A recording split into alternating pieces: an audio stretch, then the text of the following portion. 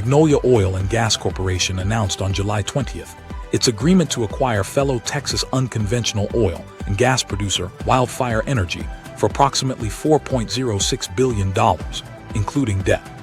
This transaction creates a company with an enterprise value exceeding $9 billion, increasing Magnolia's oil production by 89% to 79,000 barrels per day.